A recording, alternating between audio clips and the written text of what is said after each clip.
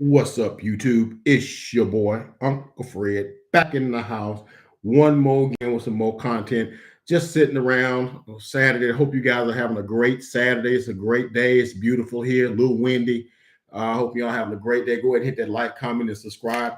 I was just sitting around thinking about some stuff, and sometimes folks go to Twitter and I come and make videos when things cross my mind or I'm having a thought about something. So I was thinking about some cowboy stuff today, and I said, let me talk to my folks. Let me talk to my peeps. See what they think about this thing.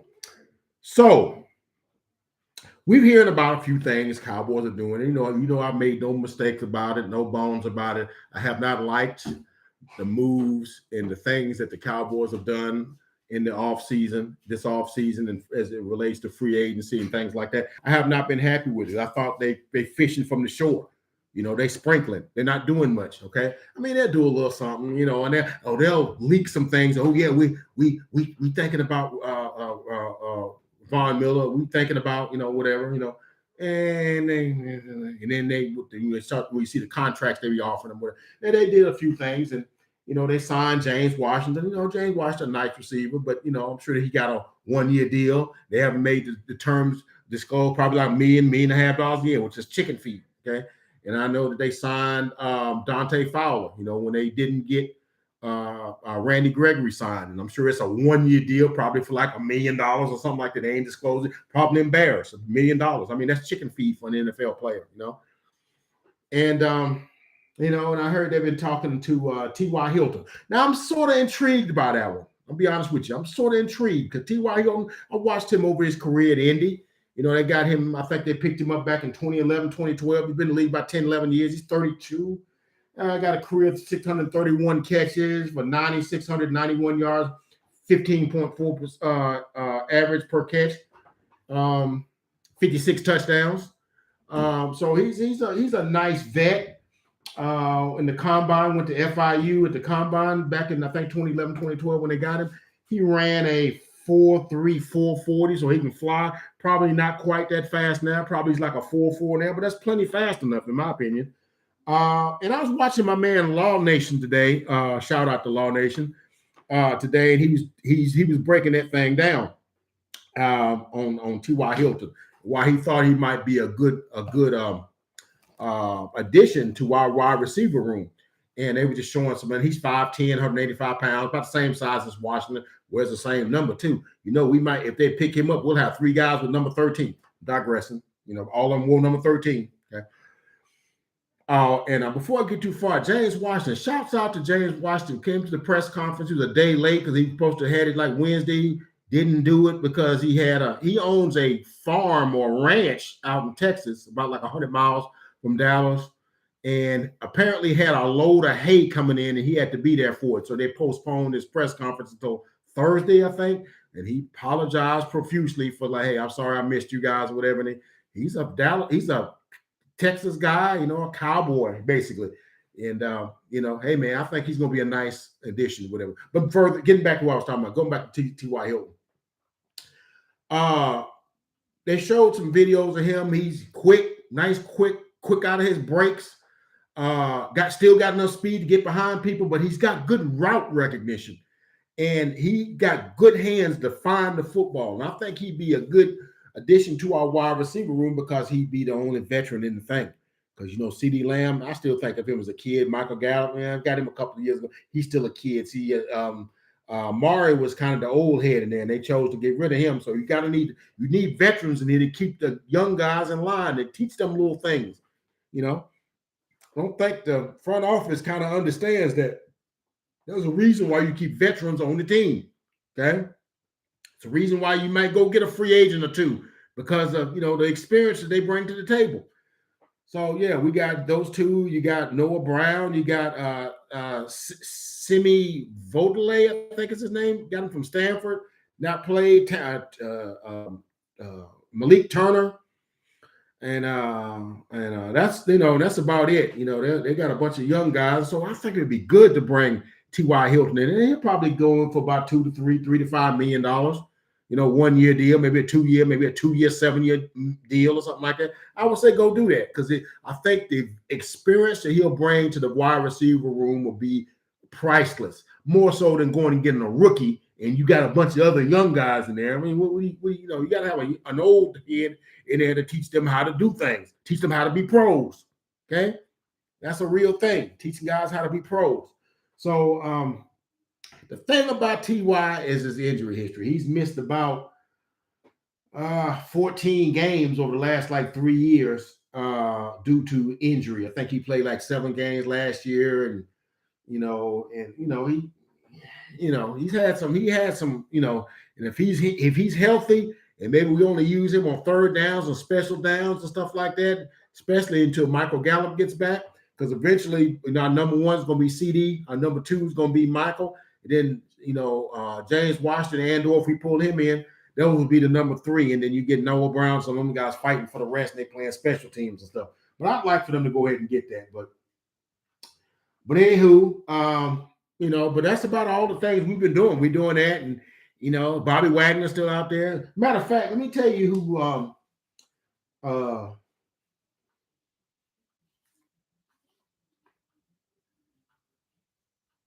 who's all still out there.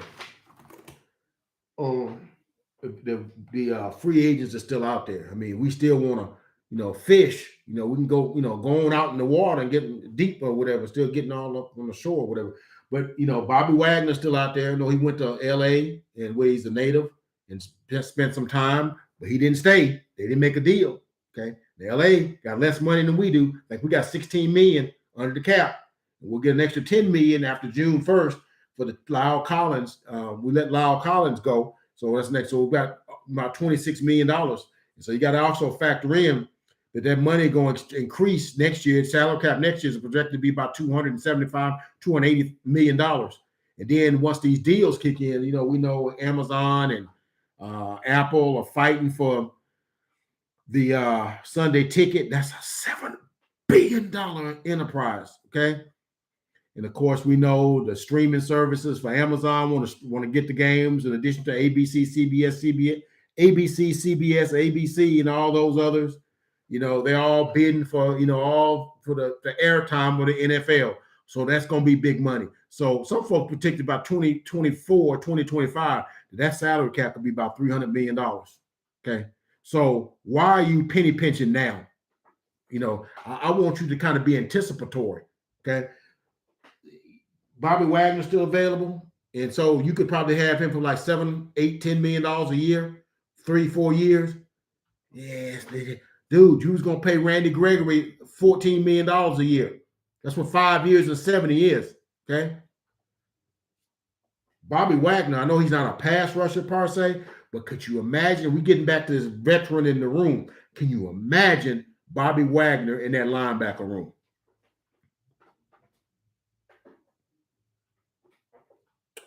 Okay. With the Wolf Hunter, with Micah Parsons, okay.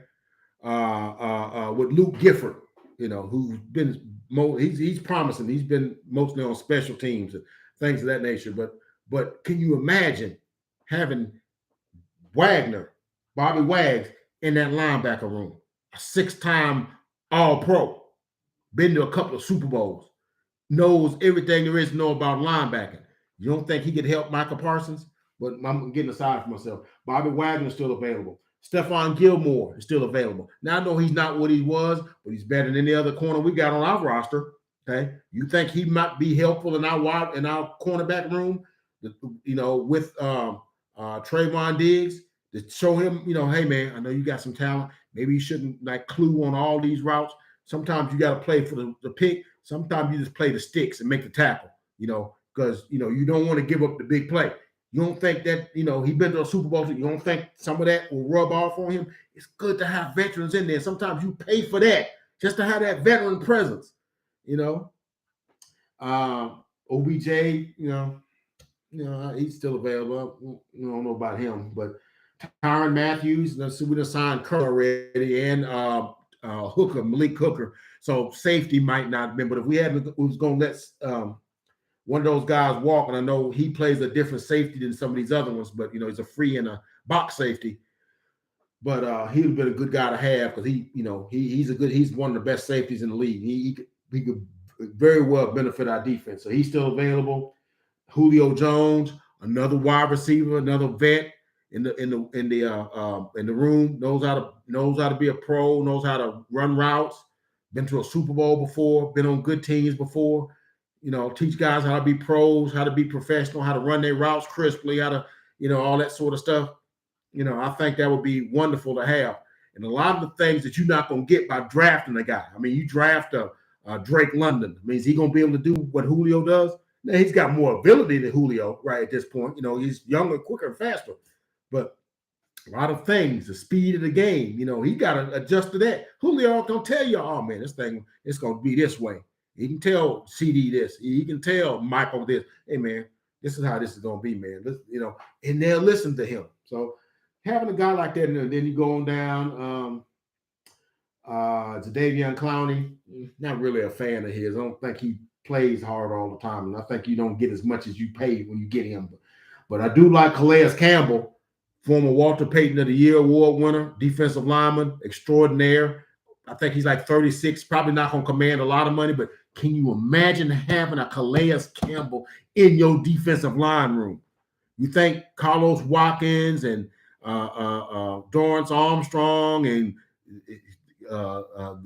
Odigizua and you don't think them guys will benefit from having this guy in the room, tell them how to be a pro, how to work them line stunts and stuff. You don't think there's things he can offer to them that can help our young guys be better at what they do, and whatever the price you got to pay him is justifiable. It's things like that a lot of times I don't think our front office see.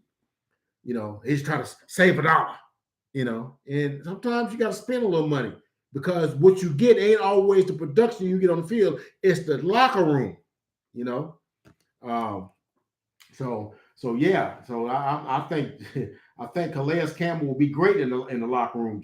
Jarvis Landry, if you wasn't gonna bring T.Y. Hilton in, Jarvis Landry, good route runner, tough, blocks well, almost like having a lower range version of Robert Woods. Tough, runs good crisp routes, don't give up on routes, runs through guys, don't get, I like toughness in my wide receivers. I wouldn't mind having Jarvis Landry, Melvin Gordon. Yeah, I mean, if we need a running back, Dwayne Brown. We know Tyron Smith not going to play 16 games, 17 games. He'll play probably 7 or 8. You could plug Dwayne Brown in there. I know he's 37, 36, 37, and he could spell you, okay? Rather than putting what you're going to draft a guy, you're going to draft Charles Cross out of Mississippi State to play left tackle in this league, a rookie at left tackle. Well, good luck with that. I would roll with Dwayne Brown. He's playing a little spot duty, play a little bit of tackle on this side, play a little bit and just plug him in. Probably not going to command the whole lot. And he'd be good in the locker room. I don't think they look at those values like that. And so the guys we missed on, these are some of the guys, they ain't all of them. That's not J.C. Trotter. Guys that just let go of from the Cleveland Browns. That was a good offensive line. Okay, some of that because they had to pay Deshaun Watson, so they had to make some casualties. But I bet you he's better than Tyler Biadasz. You plug him right on it. He's probably not asking for a whole lot. Plug him in. Look, I'd rather have a veteran offensive line because that way they know the splits, they know how the little games that the defensive linemen are playing, especially at the center position. You don't want your center getting run over every time, so the quarterback have room to step up in the pocket. So that would be a good pickup, but you gotta make a move. Quit sprinkling, make a move. Okay, guys, we missed out on Von Miller. Didn't even offer him an offer. Could they offered him 3 years, 60? He'd have took it. 355, give him about 35, 40 million guarantee. He'd have took it. Playing in Dallas, he'd have took it. Zadarius Smith, he even come by to visit. Chandler Jones, I know he went for 3 years and 51. Still less than when you was going to pay Randy Gregory for a pass rusher. And then we missed out on Robert Woods. He went to the Titans for a 6th-round pick. You couldn't have made an offer for that. I'd have liked him better than I like James Washington, But this is things we didn't do. So you start wondering to yourself, are they doing all they trying to do to win? Or are they just fielding just being competitive? Just want to be one of the teams. And then have us fighting amongst ourselves or fighting the players that's on the field. And so we end up being 7-9, 7-10, 8-9, and then we want to blame Dak. Yeah, we gave Dak all that money. Dude, in about 3 years, Dak gonna be like the 15th or 16th highest paid quarterback in the league. Knock it off. Okay? Knock it off. But see, when I see problems in the families, and I always akin a football team to a family. When I see a family and I see stuff in dysfunction, I see the kids acting the fools. You know who I blame? I don't blame the kids. You know who I blame? I look at the parents. Okay, what kind of way was you raised? What did they allow you to do? Did they allow you to talk back to them when you was growing up? Did they allow you to curse to them? Because I know we couldn't. I couldn't. Did they allow you to do that? Did they allow you to go to bed without washing all the dishes? Did they allow you to not take the trash out? Did they allow you to stay out all night and come in the morning? Did they allow you to do that? And then wonder why you acting a fool at 20 because they let you do all that, but don't blame the kids. No, I don't blame the players. What kind of coaching are you getting? You don't blame Dak. What kind of systems you running? What kind of structures did the front office do in terms of getting the contracts and stuff? Did they acquire the most talent? Did they draft well? Did they put them in the best possible situation? Okay, I go big. I look above the player. The meantime, the kids just operate in the household that the family that they grew up in. But because they're not done all they can do for us, and I think we as Cowboy fans deserve more. So it makes me urges me to pose the question. If you saw in my promo, are the Cowboys really hungry? Are they hungry? Because the rules of wildlife, and I look at wildlife. I watch a lot of wildlife movies, the videos on YouTube, the lion, tigers, elephants, stuff in the wild, the things that happen with safaris and stuff like that. Those things are interesting, man. But a lot of times you watch something, it tells you things about life, how life really should be, and how we as humans mess it up because we got to put our little humanistic spin on things and then throw things way out of it. We put our sexism, rants, racism stuff, political aspiration stuff, and greed and all this kind of stuff in it, and it messes the whole thing up. When you see animals, is basically, I got this and you got that, and we do what we do, and don't nobody make the lion feel bad because he's the lion, because he do what the lion's supposed to do, what's in his nature to do. The gazelle and the other animals that are docile or they do what they're supposed to do, and they adjust to what the lions do. Okay? And the lion, lion got his big mane, and and he come through the jungle. He just trotting through the jungle, with his mane. The female lions ain't fighting. Why he got a mane? I'm supposed to get a mane. Why don't I get a mane? Because you ain't supposed to have a mane. He's supposed to have a mane, and it's just that way. And live with that. Do what you do. Okay, but no. And then you got once in a while that male lion will come through the thing, and every so often he'll go through and the whole jungle reverberate. Ooh, Leo, man. Ooh, hi, Leo. That's right. Yeah, they don't have folks coming to him saying, "Hey, Leo, could you kind of taper that a little bit? You're making the other animals nervous." That's what I think about today's society. Or he'll come through to say, "I would roar. I really want to roar right now, but they say my roaring is toxic." No, the lion need to be a lion. Okay, and I'm just gonna say that like that. But in the wild, they'll show you there's a certain way that animals behave when they're hungry as opposed to when they feel. A certain way. Okay. Now you see that lion when he done ate, or that crocodile when the zebras or whatever cross the thing, he get him one of them, and after that, man, he just cooling through the. You see his eyes above the thing, these two humps. He just gliding through the lake, and they just ride on going through. He ain't bothering. He like, "Yeah, what's up?" You know why? His belly full. Or that lion, he just laying in the grass, playing with his cubs or whatever, with the mama, playing around, walking around. The gazelles walk through, he just kind of look at them around. Okay. You know why? His belly full. Okay. Now, that lion hasn't eaten in, say, I don't know, 27 years. His ribs are showing. You think maybe he might be jumping at everything that's running from him? because he hungry. He might want to eat. No, we good. Let Bobby Wagner go. We good. Come on. Let Bobby, come on. We good. We'll eat tomorrow. You ain't ate in 27, 28 years.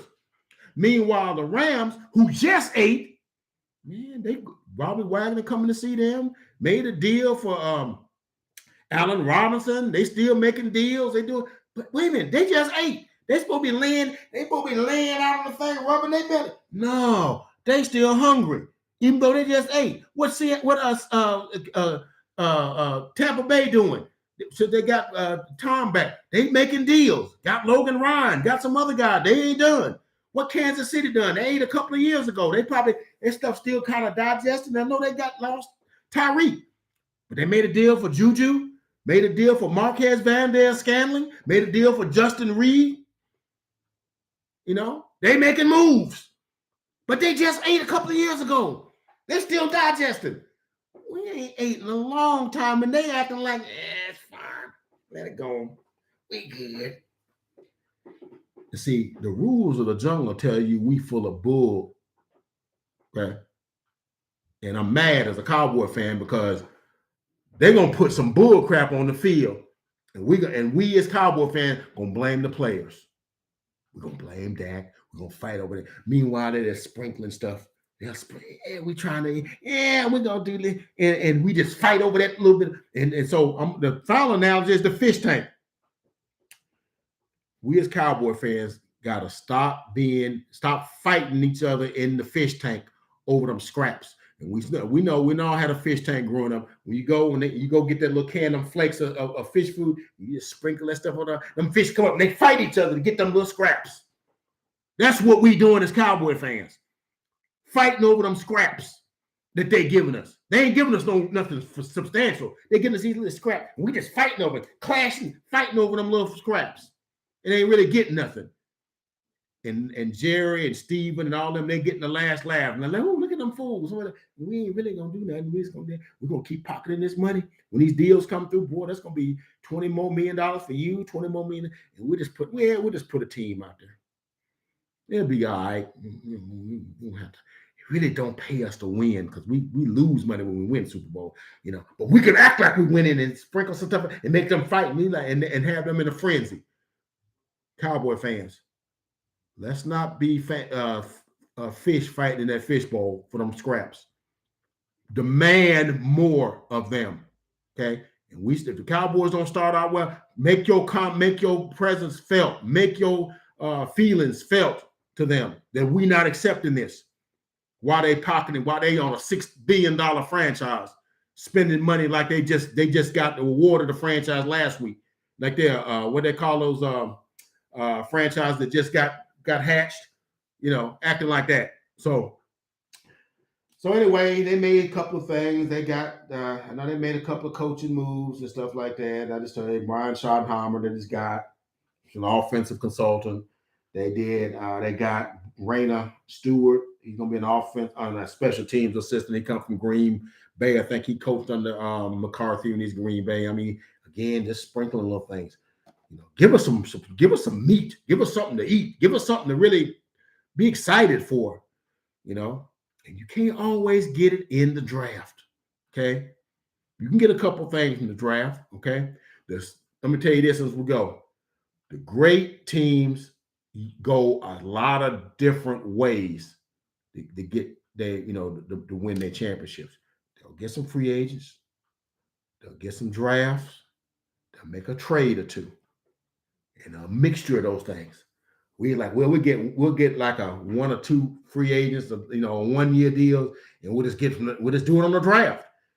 You got to factor in every draft pick you get. Look, trust me, every pick you get ain't gonna be Michael Parsons come in with 13 sacks, you know, or Trayvon Diggs in his second year come in with 13 interceptions.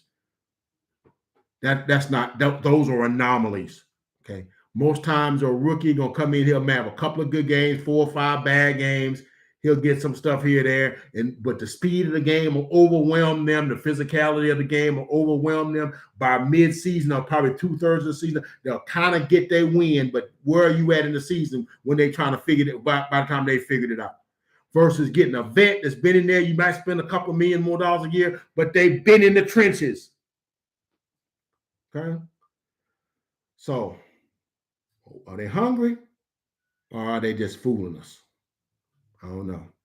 You be the judge. But that's all I got from the desk. Uncle Fred, please like, comment, and subscribe. Comment and just tell me if I'm wrong, if I'm way off. If Uncle Fred don't know what the heck he's talking about. And, we'll see. But anyway, that's all I got. You guys enjoy the rest of your Saturday. And we'll holler at y'all later when we see some more things. Maybe the next time I'll talk to you, we done signed Bobby Wagner. Again, fish food, I know. We'll talk to you later.